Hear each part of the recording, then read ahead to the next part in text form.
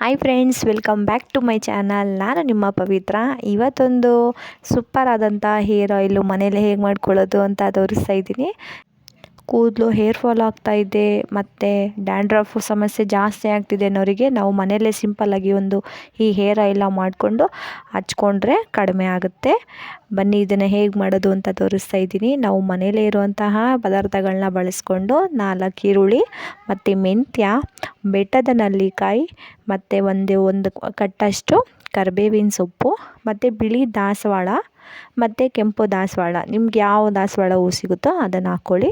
ನಾನು ಇವೆರಡು ಗಿಡ ಹಾಕ್ಕೊಂಡಿದ್ದೆ. ಮತ್ತು ಕೊಬ್ಬರಿ ಎಣ್ಣೆ, ಗಾಣದಲ್ಲಿ ತೆಗೆದಂಥ ಕೊಬ್ಬರಿ ಎಣ್ಣೆ ಮತ್ತು ಹರಳೆಣ್ಣೆ, ಇದಿಷ್ಟು ನಾವು ರೆಡಿ ಮಾಡ್ಕೋಬೇಕಾದಂಥ ಪದಾರ್ಥಗಳು. ಮತ್ತು ಅಲೋವೆರಾ ಮರಿದೇ ಹಾಕ್ಕೊಳ್ಳಿ.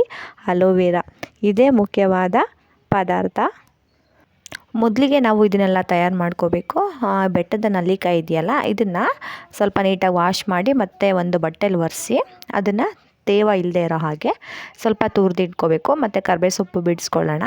ಮತ್ತು ಇದು ದಳ ಇದೆಯಲ್ಲ, ಹೂವಿನ ದಳನೆಲ್ಲ ಬಿಡಿಸ್ಕೋಬೇಕು. ಮತ್ತು ಈರುಳ್ಳಿನ ಸಿಪ್ಪೆ ತೆಗೆದು ಕಟ್ ಮಾಡ್ಕೊಳ್ಳೋಣ. ನೋಡಿ ಈ ಥರ ತುರಿದಿಟ್ಕೊಂಡಿದ್ದೀನಿ.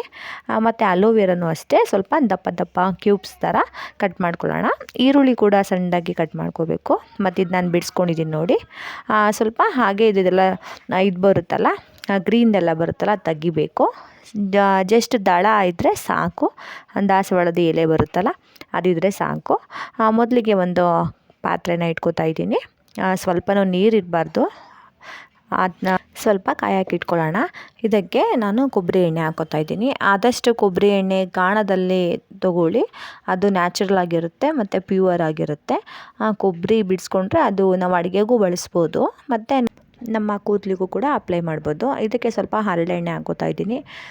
ಇದಕ್ಕೆ ತುರಿದಿರೋ ಅಂತಹ ಬೆಟ್ಟದ ನೆಲ್ಲಿಕಾಯಿ ಮತ್ತು ಈರುಳ್ಳಿ, ಕರಿಬೇವಿನ ಸೊಪ್ಪು ಮತ್ತು ನಾವು ಬಿಡಿಸ್ಕೊಟ್ಕೊಂಡಿದ್ವಲ್ಲ ಹೂವು.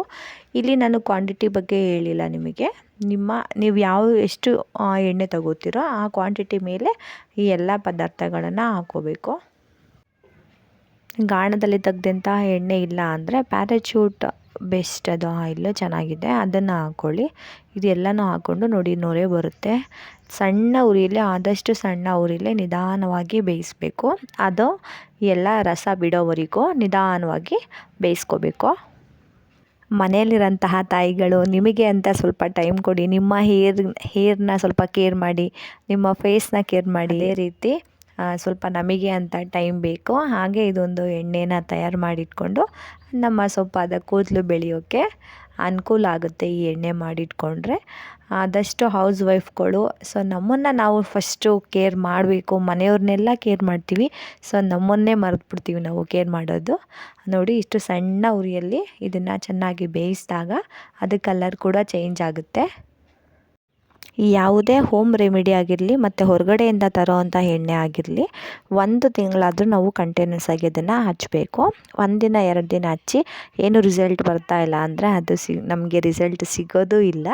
ಸೊ ಯಾವುದೇ ಪ್ರಾಡಕ್ಟ್ ಯೂಸ್ ಮಾಡಿದ್ರೂ 1 ತಿಂಗಳು ಕಂಟಿನ್ಯೂಸ್ ಆಗಿ ತಲೆಗೆ ಅಪ್ಲೈ ಮಾಡಿ. ನೋಡಿ ಆಯಿಲ್ ರೆಡಿ ಆಗಿದೆ. ಜರಡಿಯಲ್ಲಿ ಸೋಸಿ ಇದನ್ನು ಒಂದು ಬಾಕ್ಸ್ಗೆ ಹಾಕಿಟ್ಕೊಂಡ್ರೆ ಆಯಿಲ್ ರೆಡಿ ಆಗುತ್ತೆ. ಸ್ನೇಹಿತರೆ, ಯಾರೆಲ್ಲ ನನ್ನ ಚಾನಲ್ ನೋಡ್ತಿದ್ದೀರೋ ಪ್ಲೀಸ್ ಸಬ್ಸ್ಕ್ರೈಬ್ ಆಗಿ ನನ್ನ ಚಾನಲ್ಗೆ ಸಪೋರ್ಟ್ ಮಾಡಿ. Thank you.